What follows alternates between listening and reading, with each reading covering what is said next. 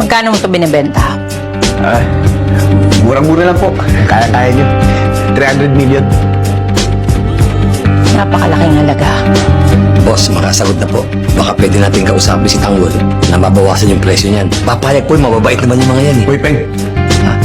Doon sa sakyan, ayos lang. Pero dyan, hindi. 300 million talaga ang halaga niyan. Mari nga.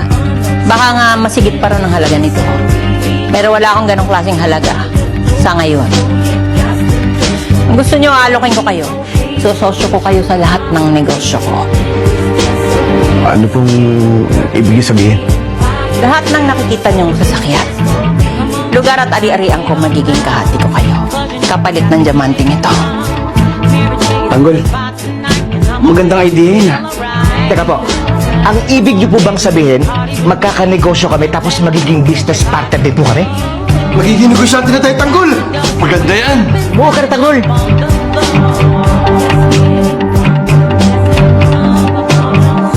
Sige po. Maganda po yung inaalok niyo sa amin eh.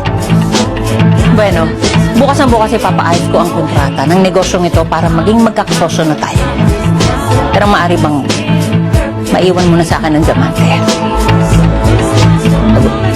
Tanggol, magtitiwala ka ba sa mga yan?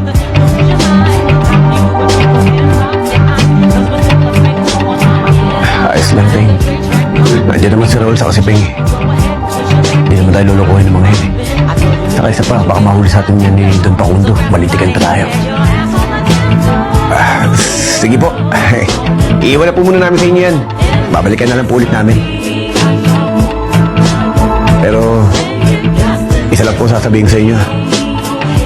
Kapag niloko nyo kami, babalikan namin kayo.